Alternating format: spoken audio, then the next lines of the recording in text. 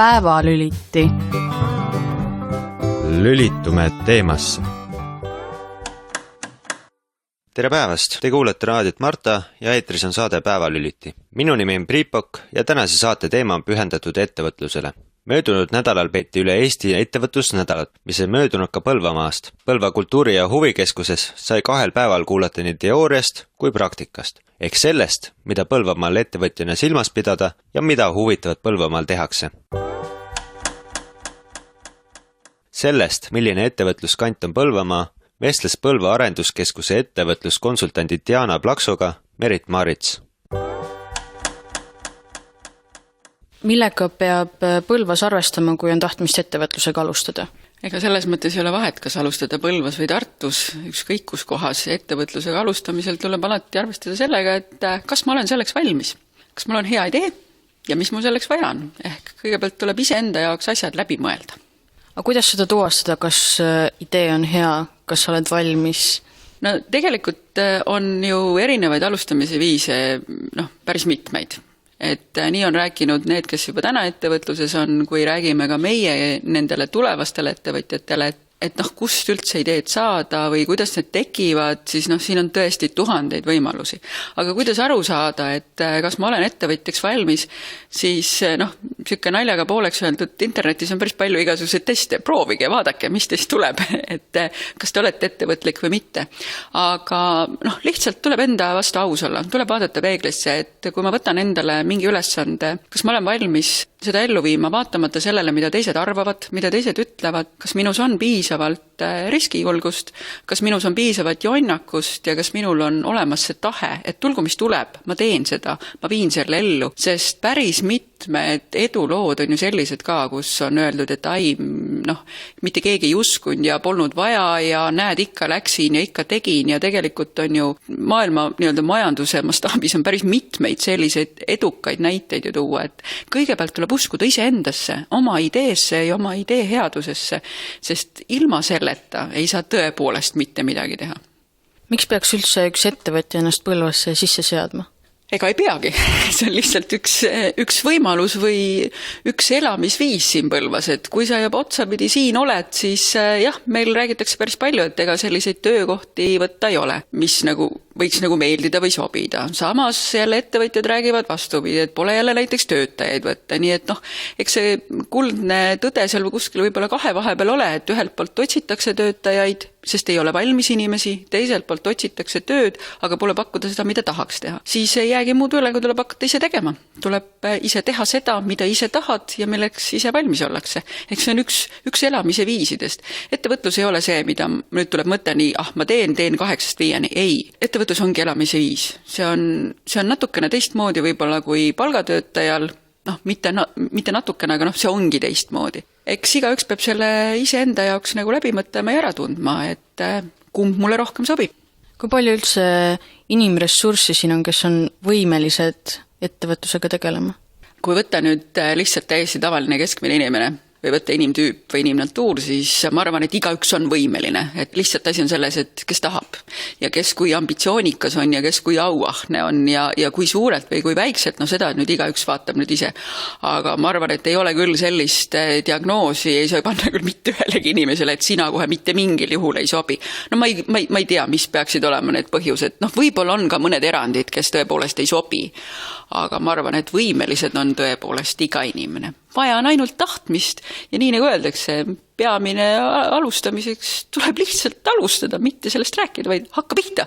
Kuivõrd on ettevõtjal Põlvas tulevikku? Ma arvan, et on, sest kui ei oleks, siis ei oleks meil tänas Põlvas ju mitte ühtegi ettevõtet.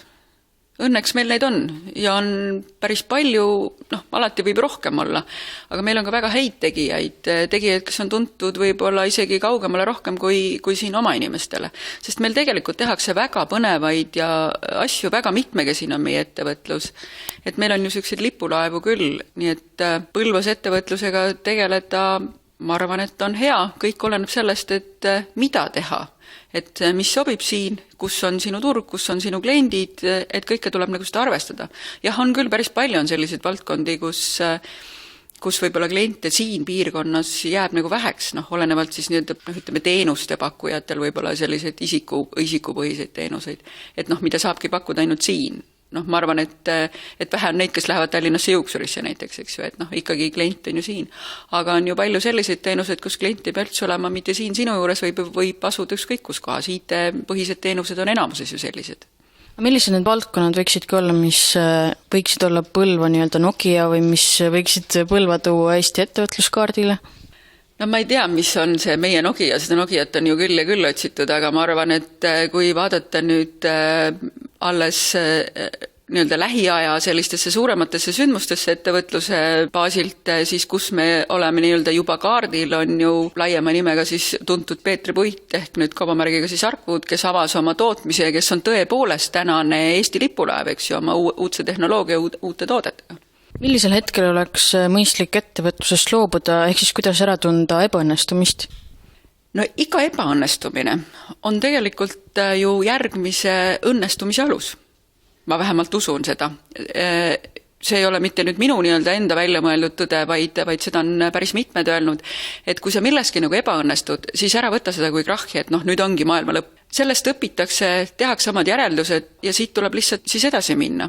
Nii nagu ka spordis, ettevõtluses spordis on üldse väga palju ühiseid asju, eks ju, nii nagu ka spordis, et kui täna ei tulnud mul seda tulemust, siis järelikult ma analüüsin need asjad läbi ja teen midagi teistmoodi.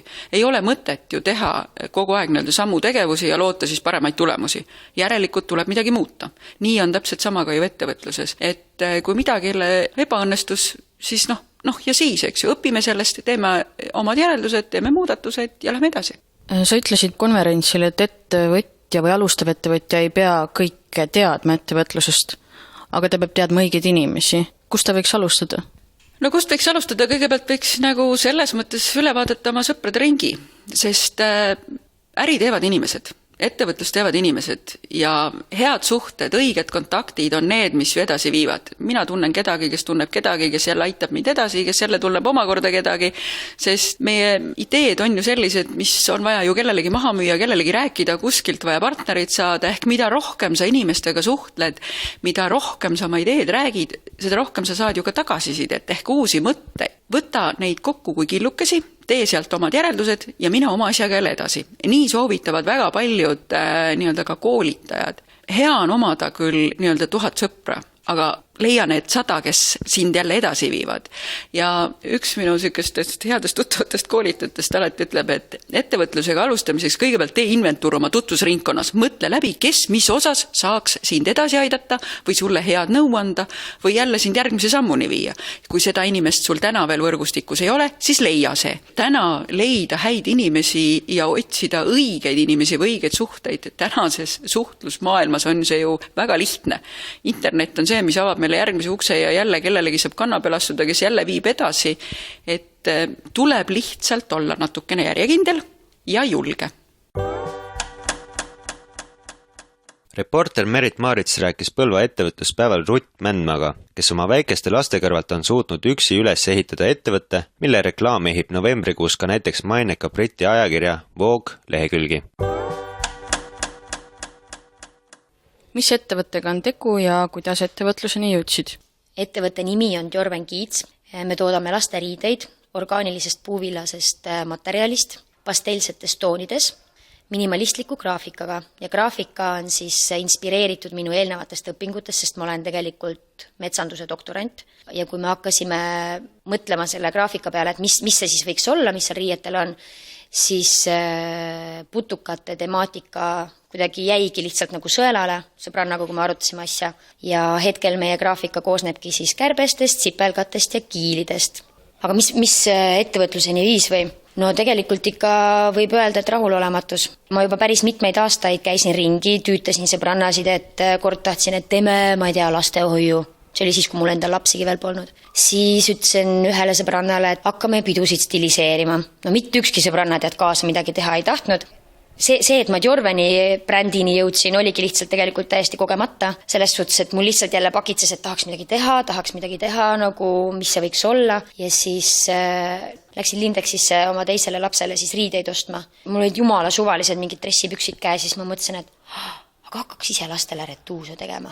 ja vaat see mõte ei läinud ära peast. Ja siis oligi, et esimene toode, millega ma turule tulin, oligi lasteretuusid, aga sealt maalt hakkas kõik nagu lumepall veerema, et siis keegi küsis, et no, et aga mütsi ei tee, et näed, sügis tuleb ja tegelikult võiks kaelussall olla ja näe, minu tütar tahaks sellise disainiga kleiti näiteks. Ja nüüd ongi täpselt, et see nagu tootevalik on juba retuuside pealt ikka päris palju edasi laienenud, et meil peakski sortimendis olema äkki praegu mingi 8 erinevat toodet, aga pluss veel erinev värv, pluss veel erinev disain, et pluss veel erinevad suurused, et juba on midagi laos. Sa mainisid alguses, et tahtsid teha lastehoidu, tahtsid teha mingi biokorraldusorganisatsiooni.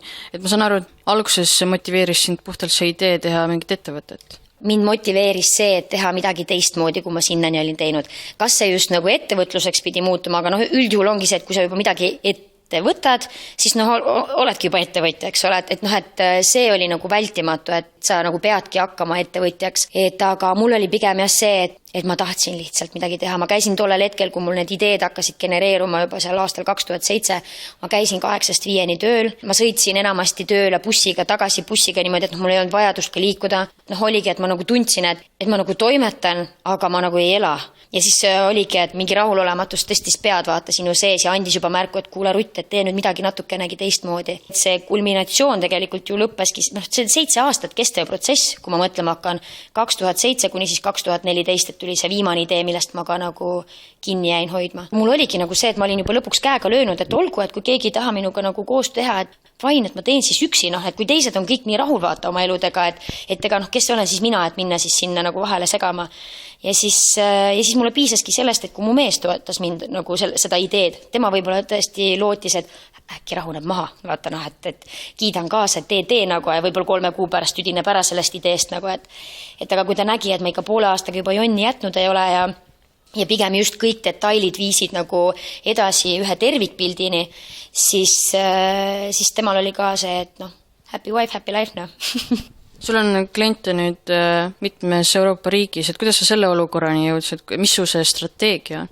Sotsiaalmeedia, sotsiaalturundus, ära kasutada nagu neid just sotsiaalmeedia kanaleid, et Eesti kliendi jaoks on enamasti nagu Facebook ja Euroopa kliendi jaoks on Instagram. Mulle jäänud muud üle, ma pidin selle Instagrami enda jaoks selgeks tegema ja ma olin enne seda nagu hästi tagurlik, üleüldse ma ei tahtnud väga Facebookiski käia, sest see tundus mulle sellise aja raiskamisena. Aga nüüd on täpselt see, et sa tead, et see nagu mingi protsent inimesi kasutab seda kanalit ja siis sa peaksid ise väga rumal olema, kui sa pead ise ennast nagu turundama ja sa siis seda ära ei kasuta. Mis aitas minul minnagi Euroopa turule oligi täpselt see, et ma vaatasin, et Euroopa enda brändid kasutavad ära sellist asja, nagu seda on brändi esindajad, mis tähendabki siis seda, et ütleme nii, et näiteks Hollandis on see hästi tavaline, et paljud emmed hakkavadki tegema mingisugust lasteriiete või siis mingisuguste aksessuaaride nagu brände ja siis sul on nagu Instagramis mingi 1000 ema, kellel on mitu tuhat järgijat ja siis nende igapäevane nagu uudiste voog või see sisaldabki pilte nende väikestest armsatest lastest, eks ole. Ja nad siis kajastavad nagu oma tegemisi. Paljud brändid on hakanud seda ära kasutama, et ahaa, teed lapsest pilti, aga mõtle, kui ma saadan sulle oma riided näiteks ja sa teed pilti niimoodi, et sa paned need riided lapsele selga ja see ema nagu siis läbi oma kanali postitab selle pildi näiteks ja siis ongi see, et ta jagab ka nagu infot, et kelle brändi riided need on nagu. Eelnev protsess on see, et sa valid ise välja nagu selle brändi esindaja. Sa pead ikkagi vaatama, et selle inimese feed sobituks sinu brändi keelega. Tema postitab endale selle pildi. Tema 5000 järgijat näiteks, kes siis on aktiivsemad, võib-olla seal, ma ei tea, 300 inimeseni see jõuab, eks ole. Siis mina postitan selle, aga minu jaoks on see tasuta sisuloome selles mõttes, et tema on selle pildi teinud, tema on viitsin stiliseerida, ta annab mulle kvaliteetse pildimaterjali, mis mulle annab pool tundi tegelikult päevas lisaaega, et ma ei pidanud ise seda pilti tegema. Ja nüüd ongi see, et ma valisin välja 2 Hollandi ema ja 1 on praegu Belgia ema, kes siis toodavadki mulle sellist nagu sisu. Mitte ainult mina ei postita endale ja nüüd ei kasuta ainult ära nende võrgustiku, vaid kui ta on näiteks 5 erinevale brändile brändi esindaja, siis on see, et ta panebki kokku sinu riided, aga ta paneb ka võib-olla 2. ja 3. brändi riided, mis tähendab seda, et mitte ainult sina ei jaga ja see sinu brändi esindaja ei jaga sinu pilti, vaid see 2. ja 3. bränd ka panevad endale, sest ka nende jaoks on see tasuta sisuloome nagu. Ja see ongi selline asi, et see läheb nagu kulutulena laiali ja tänu sellele olengi mina tegelikult nagu leidnud endale hästi palju järgijaid just ja kes ei ole just eestlased. et noh, nagu potentsiaalsed kliendid, ka päris kliendid, ma olen saanud sealt kaudu edasimüüjaid. Minul oli see, et nii kui ma oma esimesed tooted kätte sain, siis põhimõtteliselt nädal-kaks hiljem oli mul koostatud endale selline stampkiri, kus ma tutvustasin meie brändi, et me toodame, ma ei tea, orgaanilisest puuvillast, sellise trükiga asju, noh, kogu see nagu siuke lühikene brändi info. Ja siis ma otsisin välja online poed, mille välimus mulle meeldis ja kus ma mõtlesin, et minu tooted võiks ka seal müügis olla. Ja siis ma lihtsalt paari nädala jooksul lajatasin meile lihtsalt laiali, mingi 20-30 meili saatsin lihtsalt laiali. Ka sealt kaudu tulidki minu esimesed edasimüüjad Rootsi ja Soome näiteks. Ettekandes märkisid, et sul ei ole tegelikult palgatud tööjõudu, vaid sa ostad teenuseid sisse. Et kuidas see toimib? See toimib väga lihtsalt selles suhtes, et kui mina tahan näiteks saada 10 paari retuuse, näiteks selle kindla trükiga, no selles mõttes, et ühekordne tellimus tegelikult on enamasti nagu suurem ja selles mõttes, et nagu värve on rohkem ja graafikat on rohkem, siis mina panengi enda tellimuse paika, mida ma umbes kujutan ette, et ma tahan saada. Ja kuna ma olen eelnevalt nagu kokkuleppe teinud selle inimesega, kes mulle seda õmblusteenust näiteks pakub, siis ongi see, et ütleb, et olgu, et 2-3 nädalat läheb tal aega, nagu siis saab tema toode valmis, noh, koos trükiga. Kui ma hakkasin seda asja ajama, siis ma sain aru, et mul ei ole võimalik oma rahalise nagu seisu juures hakata mõtlema üleüldse kellegi palkamise peale. Ja siis ma mõtlesin, olgu, et ainukene võimalus, kuidas mul üldse turul toimetada saan, ongi see, et ma ostangi erinevad teenused sisse. Ja see toimib selles mõttes siiamaani, et ma mingid targad mehed olid kirjutanud mingi artikli, kus öeldigi, et ettevõtluse alguses hoia oma riskid hästi madalad ja see ongi nagu üks moodus, kuidas oma riskid madalad hoida, et ongi, et sa ei hakka mingisse põhivarasse kohe investeerima, sa ei hakka mingid meeletuid tuhandeid sinna toppima, et siis vaadata poole aasta pärast, et kuule, et tegelikult keegi tahagi mu toodet ja kuule, ma ei saagi tegelikult hakkama ja siis mida sa teed siis selle masinapargiga, eks ole. Kas sul on tulnud ette selliseid hetki, kus sa oled tahtnud loobuda? Loobuda?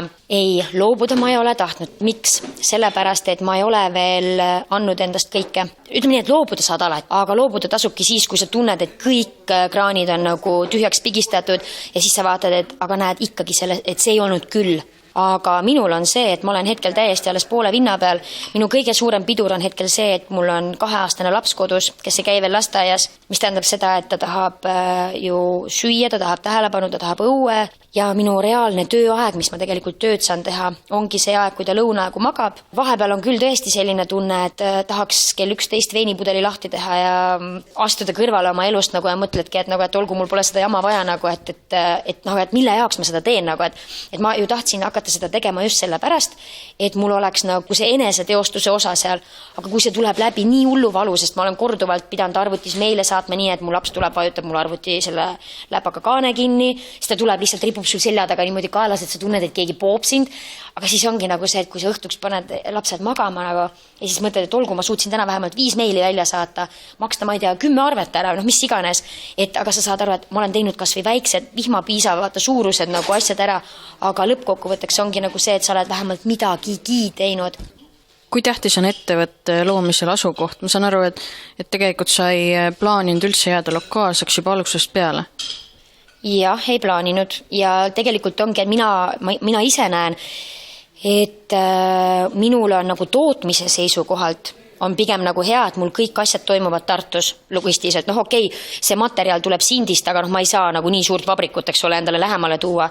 Et aga ma olengi üritanud kõik nagu teenusepakkujad võttagi Tartust ja nagu selle ümbrusest, noh ümbrusesse ei ole veel pidanud minema, aga müügi seisukohalt ei ole see ju tegelikult üldse oluline selles mõttes, et ütleme nii, et see vähene logistika, mis minul tegelikult praegu vaja, noh ma ei saada kuskile tsisternide viisi mingeid asju, eks ole, et noh, minul on tegelikult olematu logistika, sa saadadki Smartpostiga Tallinnasse asju, kas siis kliendile või edasimüüjale ja Eesti Postiga, eks ole, Euroopasse, et selles mõttes see asukoht ei ole võib-olla nii oluline, kuivõrd võib-olla see, et kuna ma eelmine aasta liitusin selle loomemajanduskeskusega Tartus, et võib-olla selles suhtes oli hea, et ma olin nagu tsentrile lähemal, et noh, sa oled ikkagi, vaata, kui sa oled ikkagi, kas sa oled Tallinnas või Tartus, et sa oled nagu tuiksoone peal, et võib-olla kui ma kuskil, ma ei tea, Värskas elaks, et noh, mul oleks võib-olla, kas või juba teenusepakkujaid oleks võib-olla raskem nagu saada, aga noh, loomulikult selles mõttes, et kui on tahe, siis on ka alati lahendus, nii et see ei oleks saanud kindlasti mul takistuseks. Võib-olla oleks läinud lihtsalt mõne asjaga rohkem aega, aga ma oleks selle nalja ära ikka teinud. Ettevõtlusminister Liisa Oviir ütles Marta raadiole, et Põlvamaa peaks ettevõtluspiirkonnana keskenduma oma rikkustele, mis on loodus, mahetoit ja puidutööstus. Ka maavanem Igor Taro loodab, et Kagu-Eesti ettevõtjad hakkaks üha enam koostööd tegema ja nii tekiks maakonnas uus tugev sünergia. Lähemalt uuris reporter Grete Palmiste. Ettevõtlusminister Liisa Oviir tutvustas möödunud neljapäeval Põlvas võimalusi, kuidas ettevõtjad riigilt tuge võiks saada.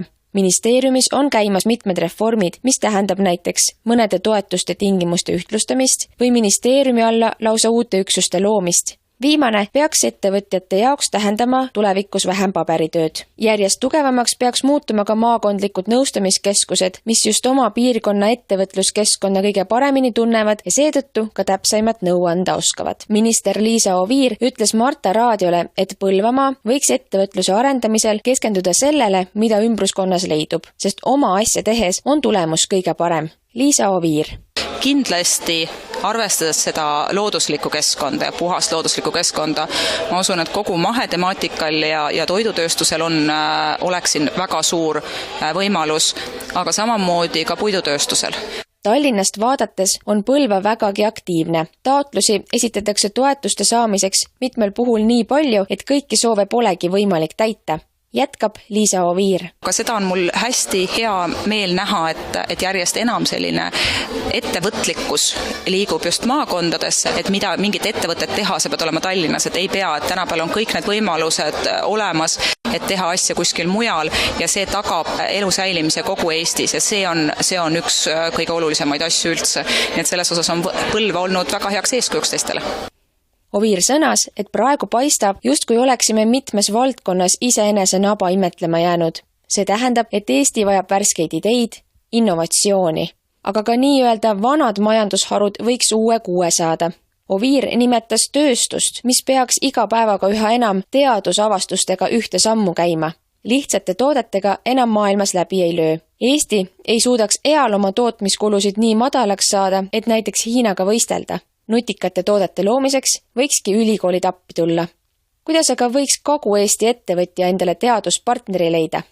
Üks selline väga tore uus algatus, mis tuli siis kõikide riiklike ülikoolide poolt, on platvorm nimega Adapter, on siis internetis leitav adapter.ee, kus on võimalik püstitada oma küsimus, millisel laadis seda koostööd otsitakse ja siis kõik need ülikoolid annavad tagasisidet, et mida neil oleks pakkuda.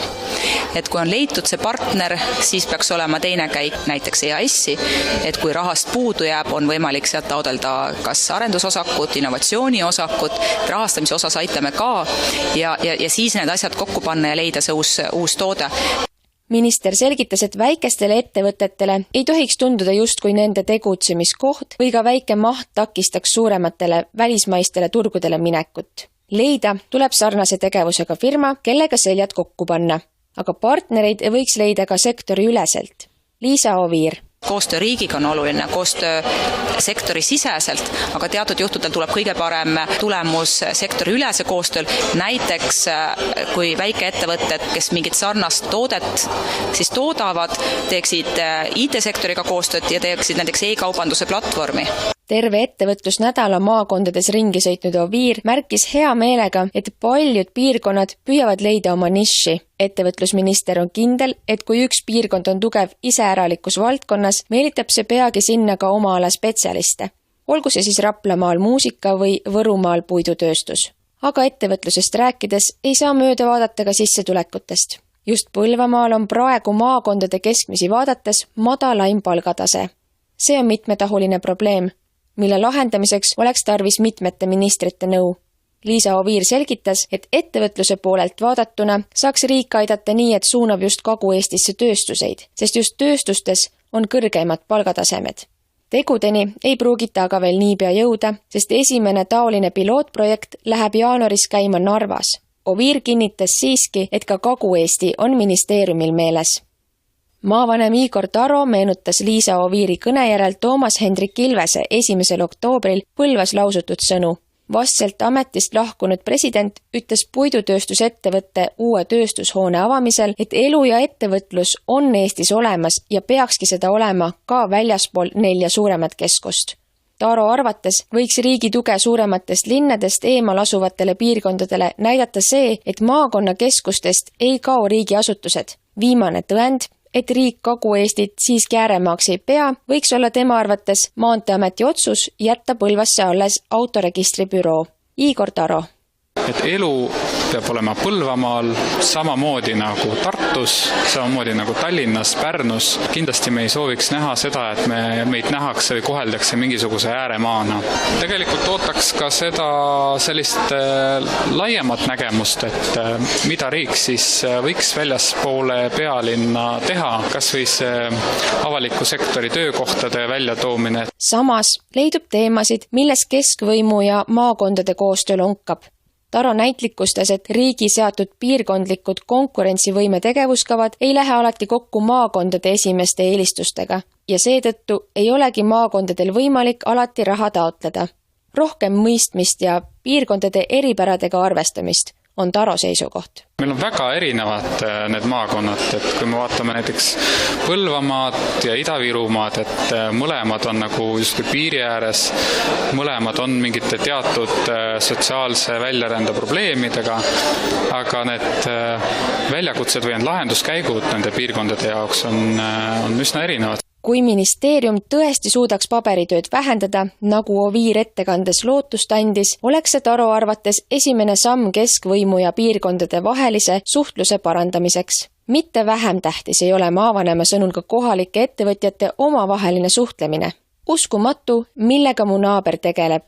See ei võiks jääda vaid olnud päeva ühisnimetajaks. Kõik kohalikud väikeettevõtjad võiks võtta aega, et leida ühiseid huve ja eesmärke. Nii võidaks kogu piirkond. Selline oli meie tänane Päevalüliti saade. Homses saates räägime juba olukorrast Põlva haiglas. Seega kuulake meid ka homme, ikka raadios Marta. Tänaste saadete kordusi on võimalik kuulata peale kella 5 uudiseid. Mina olen Priit Pokk, nägemiseni. Päevalüliti.